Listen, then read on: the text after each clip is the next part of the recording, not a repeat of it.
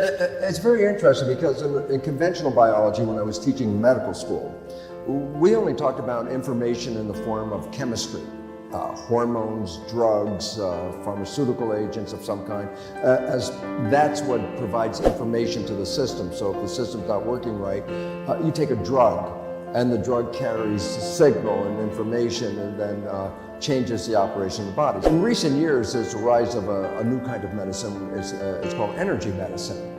And the significance is that we find now that there's a very sound physical and biological understanding of the role of energy and vibration in medicine. So it's interesting because this is not relatively new. I mean, chiropractic got off the ground in 1895 because D.D. Palmer started to emphasize the nature of vibration and tone as part of the system, talking about when the system's out of alignment, you interfere with the vibration and tone, and so adjustments of the skeletal system would bring it back. That was in 1895. Over the years, more and more information started to come about the nature of vibration and what we call resonance, harmonic resonance. And what was really interesting is, I think it was about 20 years ago, there's a physicist by the name of McClare, University of London. And he said, okay, look, we're very clear now. Information can be carried by chemistry, and information can be carried by vibration. And his question was, would there be a preference of one form of information over the other?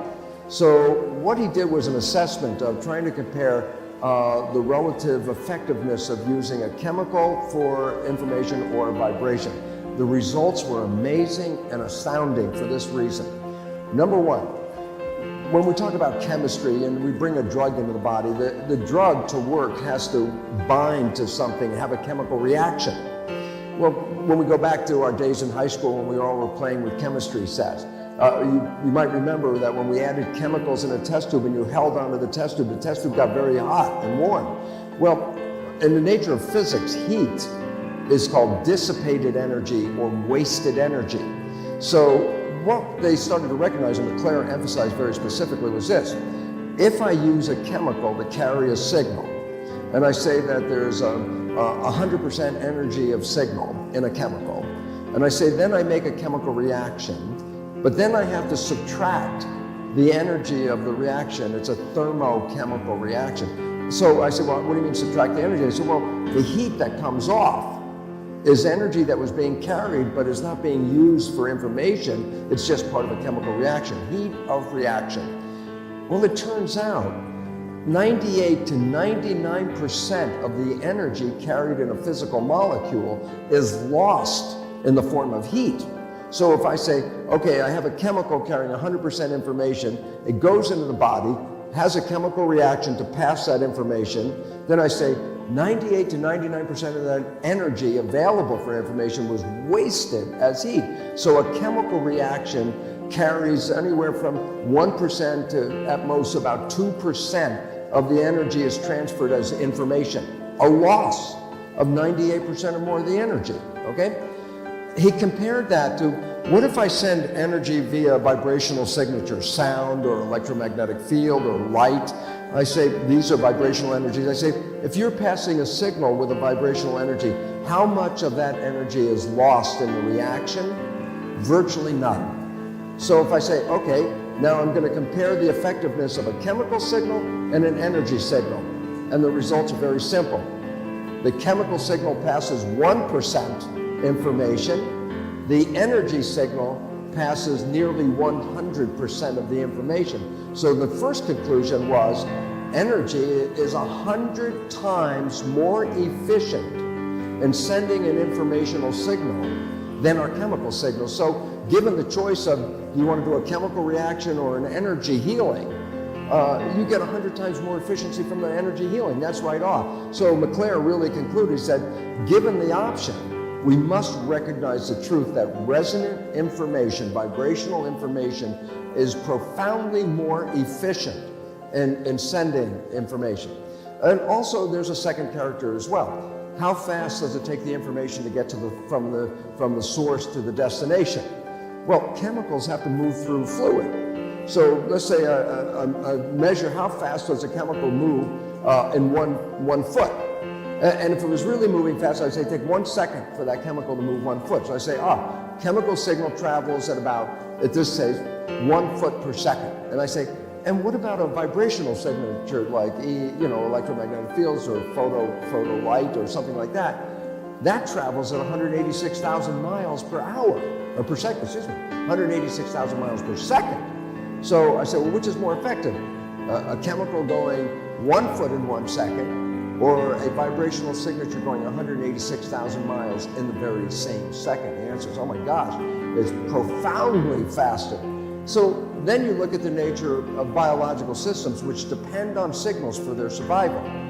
And if your survival is dependent on receiving a signal, interpreting a signal so you can make a response, I say, I could signal you with a chemical, or I could signal you with vibration.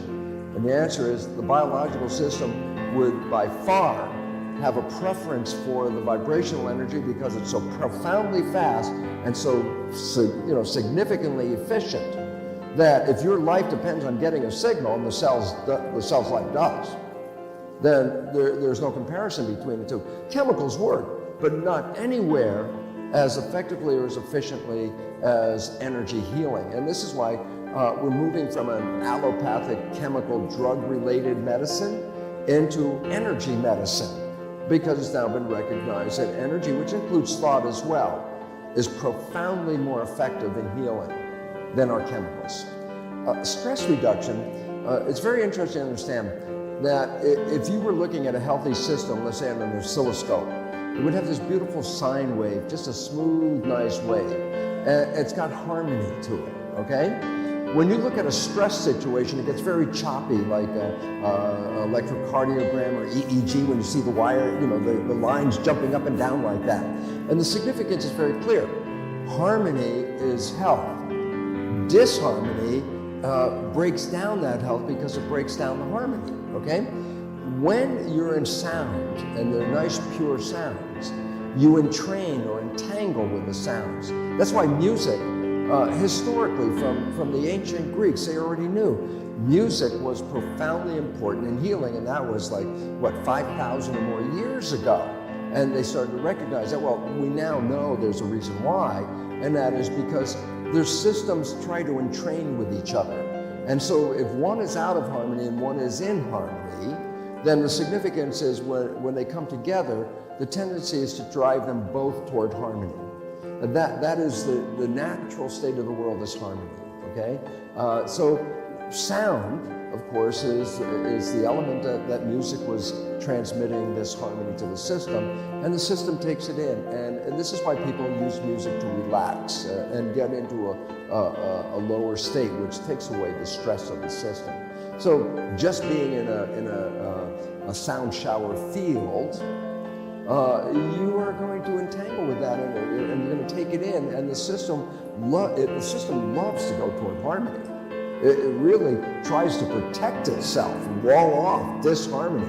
But if there's harmony available, the system opens to it because it seeks harmony. So that's one level, okay?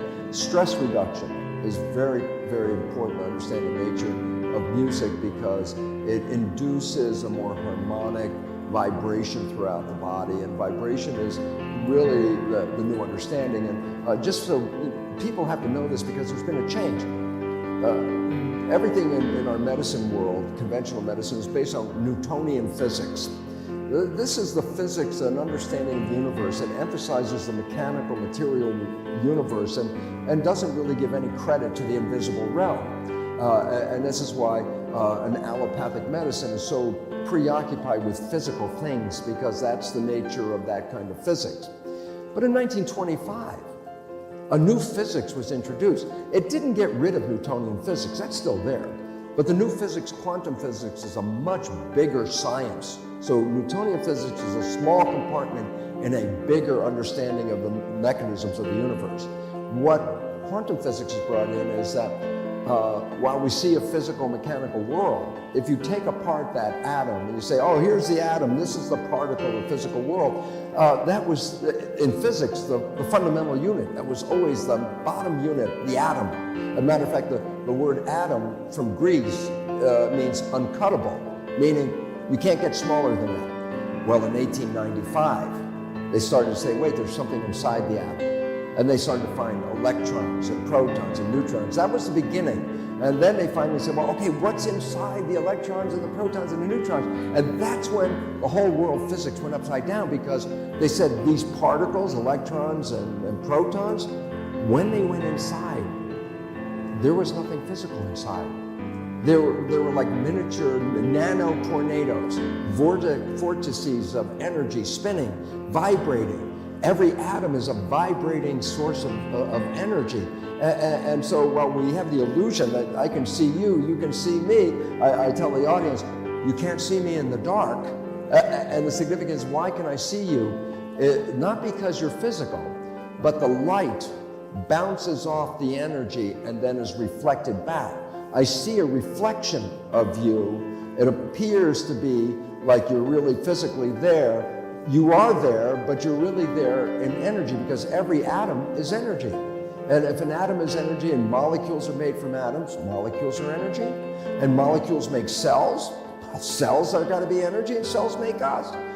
And so we're basically energy. And then some people would say, okay, I can understand light bouncing off it, but I can feel you. I can physically feel you. And so there's something there. And then again, I go, no.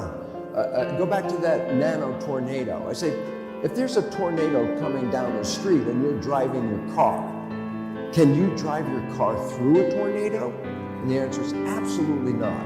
When you hit that tornado, it'd be the same as hitting a stone wall. There's a force. You can't go through that force.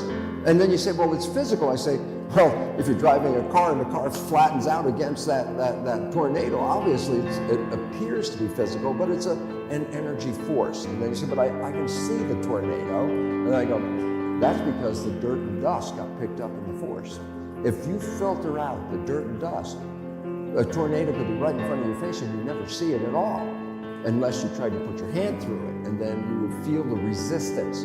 Resistance feels like there's something physical, I'm pushing on it. But if you're pushing on a tornado, you're pushing on forces, you're not pushing on anything. So atoms are miniature tornadoes. They vibrate at frequencies. They have a force field, which gives them that character of being physical. They reflect light so I can see them. And lo and behold, the energy universe becomes what we see as the physical universe, except in truth, as quantum physics reveals, it's all energy, it's all vibration. And this is why the emphasis in more recent years is to de-emphasize the physical character and start to say, yeah, but how does energy communicate? Because if you were energy and you want to communicate with energy, how would you do it? And the answer is, with energy itself, energy communicates with energy.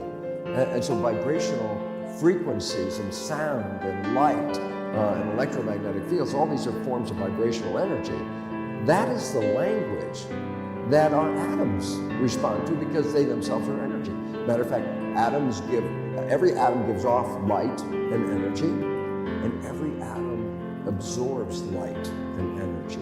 That's a fundamental law of physics. Now you say, okay, I'm creating a healing frequency, I'm creating a healing sound. And I say, yeah, of course, by the nature of atoms, when they're resonant, when they're in harmony, they will absorb the energy from that. And that's called, in physics term, it's an interference. The energy of the sound you make is interfering with the energy of the body, but there's two kinds of interference. One is called constructive interference, and one is called destructive interference.